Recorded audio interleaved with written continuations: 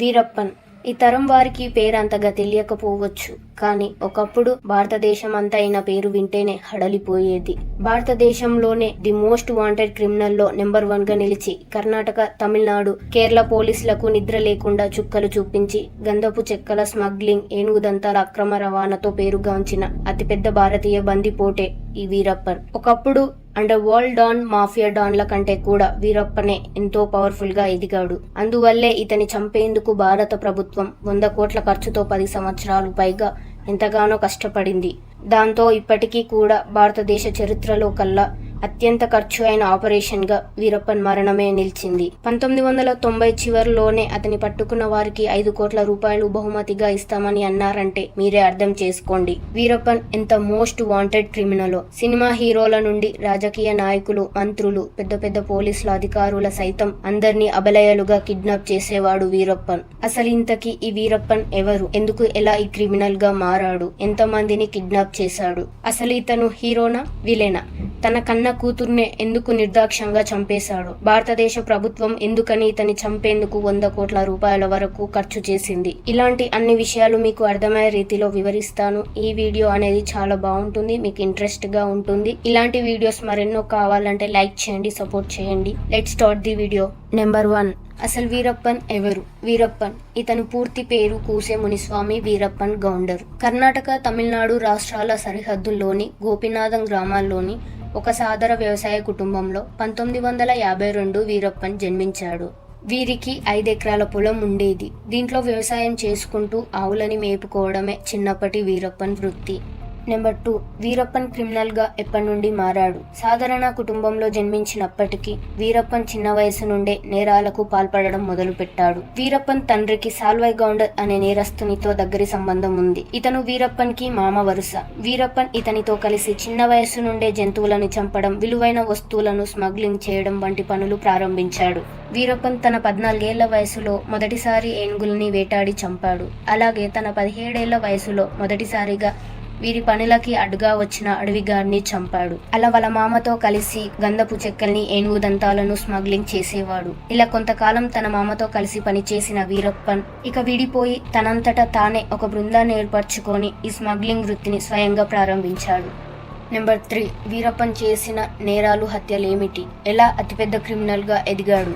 ఎప్పుడైతే వేటగాళ్ళ తన ముఠాలో చేర్చుకున్నాడో, ప్రత్యేక బృందంగా ఏర్పడ్డాడో, ఇక అప్పటి నుండే వీరప్పన్ అసలాటను మొదలు పెట్టాడు. 20 ఏండ్లు కూడా నిండక ముందే వందల సంఖ్యల ఏనుగులని చంపి వాటి దంతాలను అమ్మేసేవాడు. ఇలా 1972లో స్మగ్లింగ్ చేస్తూ మొదటిసారి పోలీసులకు దొరికాడు. కానీ వారి నుండి అంతే సులువుగా తప్పించుకోబడ్డాడు. ఇక స్మగ్లింగ్ ని నెక్స్ట్ లెవెల్ కి తీసుకెళ్లాడు. విదేశాల సైతం డీలింగ్స్ ని కుదుర్చుకొని గంధపు చెక్కలను, ఏనుగు దంతాలను దొంగతనం చేసి సప్లై చేయడం ప్రారంభించాడు. ఈ పనిలో అడ్డు తగిలిన అధికారుల, స్థానికుల సైతం చంపేయడం ప్రారంభించాడు. దాంతో మళ్ళా రెండోసారి 14 సంవత్సరాల తర్వాత గాని మరోసారి 1986లో పోలీసులకి చిక్కాడు. కానీ ఈసారి కూడా అక్కడ పోలీసులో ఒకరికి లంచం ఇచ్చి తప్పించుకున్నాడు. ఇక ఇదే సంవత్సరం అడవి పరిశీలన అధికారిని చంపేశాడు. తరువాత సంవత్సరం 1987లో తమిళనాడు అడవి అధికారి చిదంబరాన్ని కిడ్నాప్ చేసి హత్య చేశాడు. ఈ అధికారుల హత్యలతో ప్రభుత్వం ఒక్కసారిగా స్పందించింది. వీరప్పన్ని పట్టుకునేందుకు చర్యలు చేపట్టింది. దాంతో వీరప్పన్ అడవుల నుండి బయటకు రావడం ప్రమాదకరంగా భావించి అడవులోనే కొంతమంది ముఠాతో స్థిరపడిపోయి మరి కొందరిని గ్రామాల్లో రహస్యంగా ఏర్పరచుకొని తన పనులు చేయడం ప్రారంభించాడు. ఇక 1989లో 5 సభ్యులను కిడ్నాప్ చేసి చంపాడు. అలాగే 3 పోలీసులను చంపాడు. 1990లో తన సోదరి ఆత్మహత్యకు ప్రతీకారంగా కర్ణాటక ఫారెస్ట్ ఆఫీసర్ శ్రీనివాస్ ను కాల్చి చంపాడు. అంతేకాదు తన తలను కూడా శరీరం నుండి వేరు చేసి చివరికి అతని తల హత్య జరిగిన 3 సంవత్సరాల తర్వాత ఒక ఖాళీ ఆలయం దగ్గర పోలీసులకు దొరికింది. మరలా 1991లో గ్రానైట్ కార్యో కొడుకుని కిడ్నాప్ చేసి 1,15,00,000 డిమాండ్ చేసి డబ్బు లభించాక వదిలిపెట్టాడు. దీంతో వీరప్పన్ హత్యలు కాని, ఆగడాలు చూసు సహించలేని తమిళనాడు కాని కర్ణాటక ప్రభుత్వాలు వీరప్పన్ ను పట్టుకునేందుకు ప్రత్యేక ఆపరేషన్ ను ఒక బృందంతో మొదలుపెట్టాయి.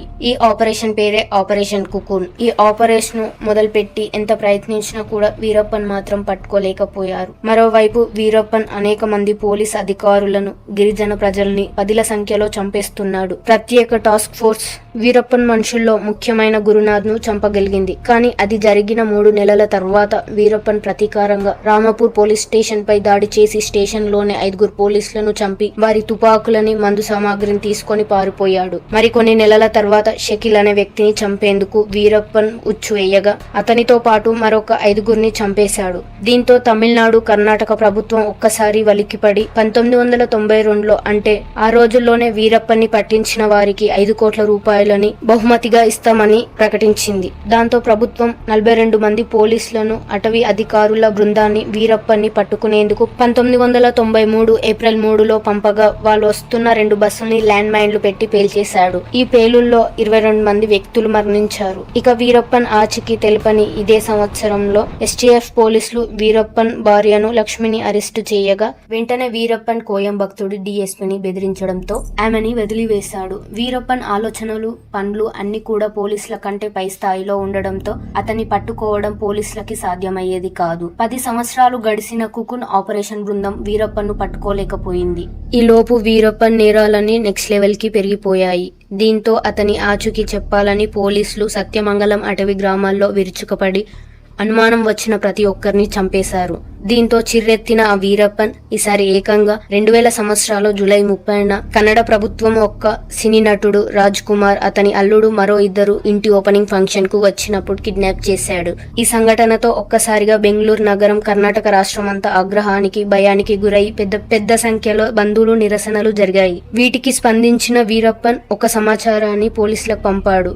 దానిలో కావేరీ జలాల వివాదంలో కర్ణాటకకు న్యాయం చేయాలని, అలాగే కర్ణాటకలో తమిళ భాషను 2వ అధికారిక భాష చేయాలని, మరియు తమిళనాడు జైల్లో ఉన్న కొంతమందిని తమిళ తీవ్రవాదులని విడుదల చేయాలని వీరప్పన్ డిమాండ్ చేశాడు. చివరికి 108 రోజులు గడిచాక కానీ నటుడు రాజ్ కుమార్ ని వీరప్పన్ ఎలాంటి హాని చేయకుండా విడుదల చేశాడు. ఇతని విడుదల కోసం కర్ణాటక ప్రభుత్వం 20 కోట్ల రూపాయలను చెల్లించింది. ఆ తరువాత 2002 ఆగస్టు 25న కర్ణాటక మాజీ మంత్రి నాగప్పన్ తన ఇంట్లో నుండి కిడ్నాప్ చేశాడు.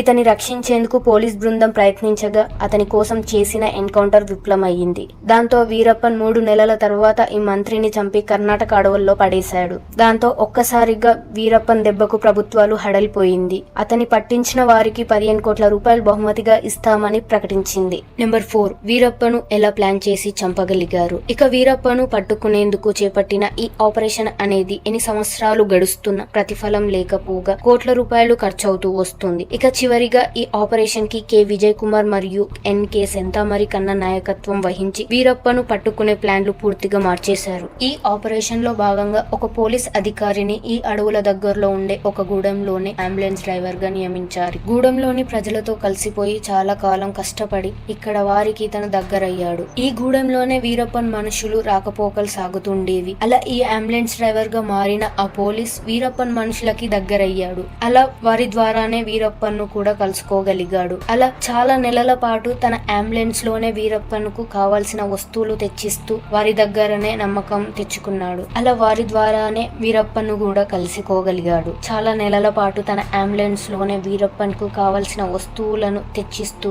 వారి దగ్గరనే నమ్మకం ఏర్పరచుకున్నాడు. కొంతకాలానికి వీరప్పన్ కి కంటి చూపు సమస్య వచ్చింది. దాన్ని వీరప్పన్ తేలికగానే తీసుకున్నాడు. కానీ అంబులెన్స్ డ్రైవర్ మాత్రం ఆపరేషన్ చేయించుకోపోతే కంటి చూపు పోతుందని వీరప్పన్ని నమ్మించాడు.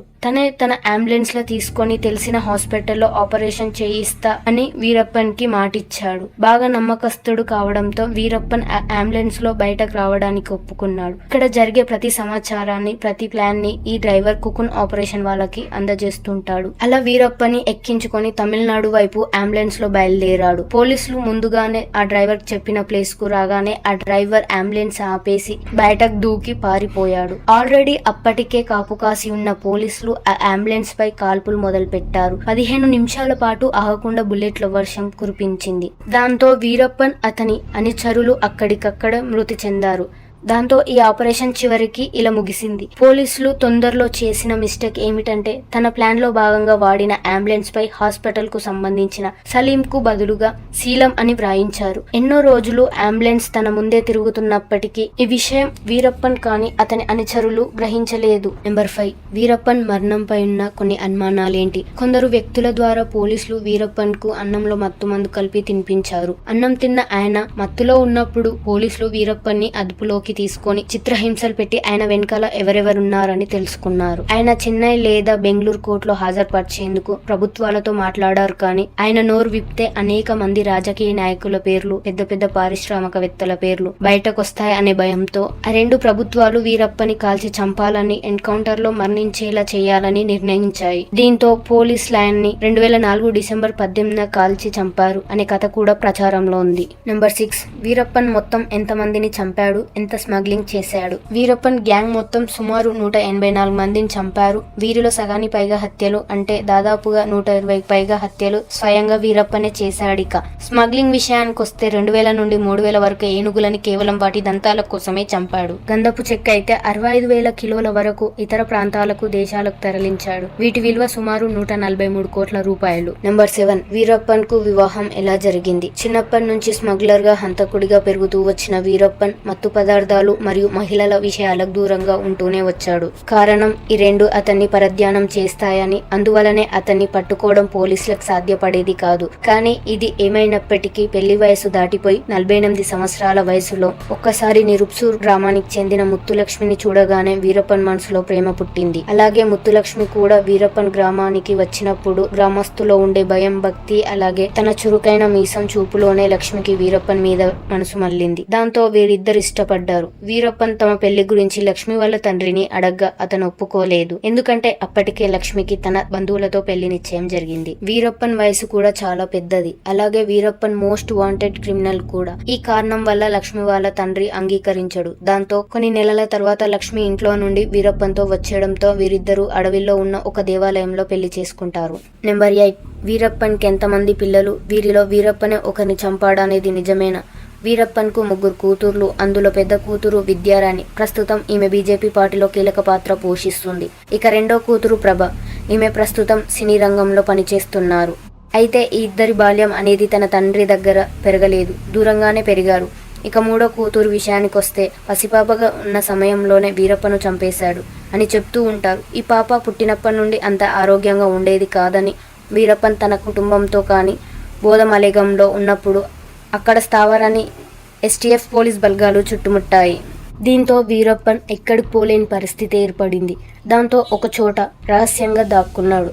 మరోవైపు పోలీసులు అడవి మొత్తాన్ని ఆధీనంలోకి తీసుకొని వెతుకుతున్నారు. ఈ సమయంలోనే వీరప్పన్ కు అప్పుడే పుట్టిన వీరప్పన్ కూతురు ఏడుపు వినపడింది. ఆ పాప ఏడుపు శబ్దం 110 డెకేడ్స్ వరకు ఉంటుంది. సో పోలీసులు ఈ శబ్దాన్ని చాలా ఈజీగా కనుగొన్నారు. ఏం చేసినా పాప ఏడుపు ఆపడం లేదు. దాంతో వీరప్పన్ తన కుటుంబాన్ని, తన బృందాన్ని రక్షించేందుకు ఆ పాపను చంపేయాలని భావించాడు. గన్నేరు పాలను ఆ పాపకిచ్చి చంపమని తన భార్యకు చెప్పాడు. వీరప్పన్ మాటకు తిరుగు ఉండదు కాబట్టి తన భార్య లక్ష్మి ఏం చేయలేక ఏడుస్తూ తన పాపని అలా చేయవలసి వచ్చింది. చనిపోయిన ఆ శిశువును అక్కడనే పాతిపెట్టారు. ఈ సంఘటన 1993 జూలై 13న జరిగింది. ఆ తర్వాత మర్రి మాధవ అనే ప్రదేశంలో పోలీసులు అనుమానాస్పదంగా మట్టి తెప్పను కనబడితే తవ్వితే ఈ చిన్నారి మృతదేహం కనబడింది. శరీరం అప్పటికి బాగా కులిపోవడంతో శవ పరీక్షలో కూడా ఎలాంటి ఆచూకీ దొరకలేదు. నెంబర్ 9 వీరప్పన్ గురించి అతని భార్య ఏమని చెబుతుంది?